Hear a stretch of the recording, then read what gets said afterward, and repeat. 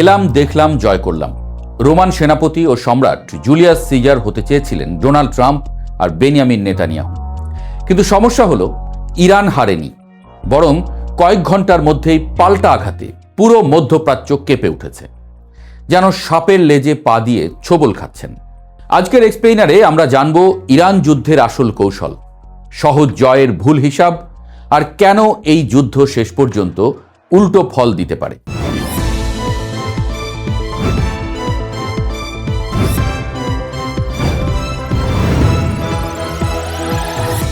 মধ্যপ্রাচ্যের যুদ্ধগুলো কখনো শুধু যুদ্ধ হয় না, সেগুলো সব সময় ক্ষমতা, ভয়, কৌশল আর ভবিষ্যতের মানচিত্র বদলের লড়াই। ইরানে যুক্তরাষ্ট্র ও ইসরায়েলের সাম্প্রতিক হামলাও ঠিক তেমনই একটি অধ্যায়। হামলার পর দুই দেশের নেতারা যে বার্তা দিলেন সেটা ছিল স্পষ্ট। তারা শুধু সামরিক লক্ষ্যবস্তু ধ্বংস করতে চান না, বরং ইরানের শাসন ব্যবস্থাই বদলে দিতে চান। অর্থাৎ এটি শান্তি প্রতিষ্ঠার যুদ্ধ নয়, এটি ছিল ক্ষমতার পুনর্গঠনের চেষ্টা।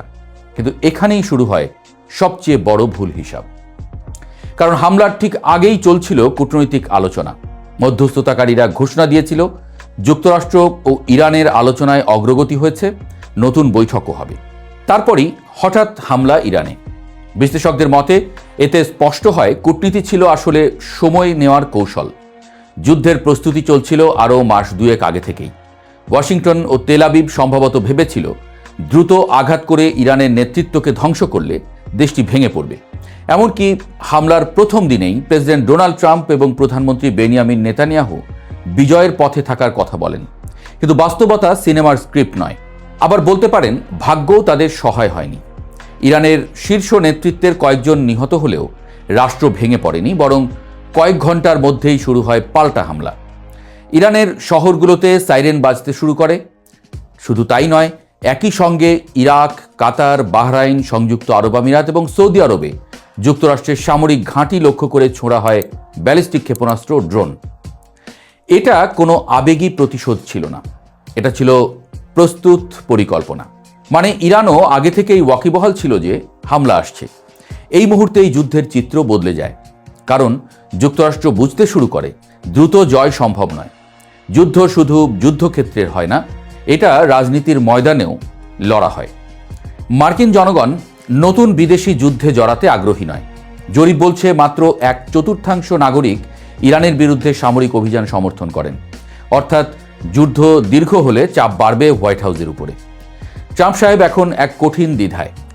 যুদ্ধ বাড়ালে দীর্ঘ সংঘাত, অর্থনৈতিক ক্ষতি, আবার পিছু হটলে দুর্বল নেতা হিসেবে পরিচয়। এ যেন শাঁখের করাত। আবার সামনে মধ্যবর্তী নির্বাচন।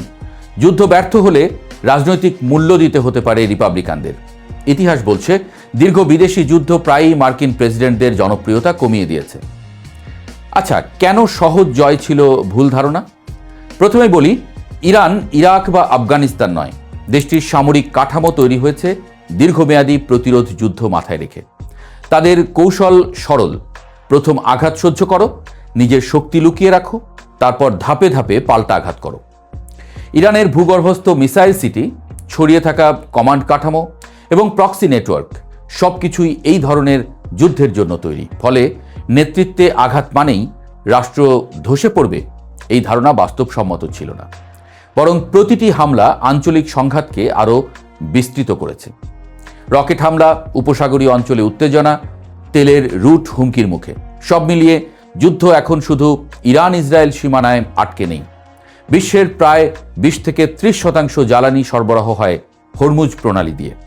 ইরান ও তেলের ত্রুটি চেপে ধরেছে ভালোভাবেই। তাহলে যুদ্ধ শুধু সামরিক থাকবে না, অর্থনৈতিক সংকটে পরিণত হবে। তেলের দাম বাড়বে, বিশ্ববাজার কাঁপবে, চাপ বাড়বে পশ্চিমা দেশগুলোর উপরে। বিশ্লেষকদের মতে যুদ্ধ দ্রুত শেষ হওয়ার সম্ভাবনা কম। তাহলে বের হওয়ার পথ কি? একটা সম্ভাব্য দৃশ্যপট হলো রাজনৈতিক বিজয় ঘোষণা। অর্থাৎ বাস্তবে যুদ্ধ অমীমাংসিত থাকলেও সামাজিক মাধ্যমে বিজয় ঘোষণা দিয়ে আলোচনায় ফিরে যাওয়া। এটি নতুন কিছু নয়, আগের সংঘাতেও এমন কৌশল দেখা গেছে। কিন্তু সমস্যা হলো এবার তেহরান আগের মতো সহজে আলোচনায় ফিরবে না। দুবার আলোচনার সময় হামলার অভিজ্ঞতা তাদের অবস্থান আরও কঠোর করে তুলতে পারে। শেষ প্রশ্ন, এর উত্তর, কে আসলে লাভের খাতায়? যুদ্ধ শুরু হয়েছিল দ্রুত জয়ের আশায়, কিন্তু এখন চিত্র ভিন্ন। যুক্তরাষ্ট্র রাজনৈতিক চাপে, ইসরায়েল নিরাপত্তা ঝুঁকিতে, মধ্যপ্রাচ্য অস্থিতিশীল। আর ইরান যদি সরকার টিকে থাকে তাহলে ভবিষ্যৎ আলোচনায় তারা আরও শক্ত অবস্থান পেতে পারে। অর্থাৎ আজকের সামরিক আঘাত হয়তো আগামী দিনের কূটনৈতিক শক্তিতে পরিণত হতে পারে। ইরান যুদ্ধ আমাদের আবার মনে করিয়ে দিল, যুদ্ধ শুরু করা সহজ, কিন্তু শেষ করা সবচেয়ে কঠিন। এখন পৃথিবী অপেক্ষা করছে একটাই প্রশ্নের উত্তরের জন্য, এটা কি শেষ সংঘাত নাকি নতুন বিশ্ব সংকটের শুরু হলো এখান থেকে?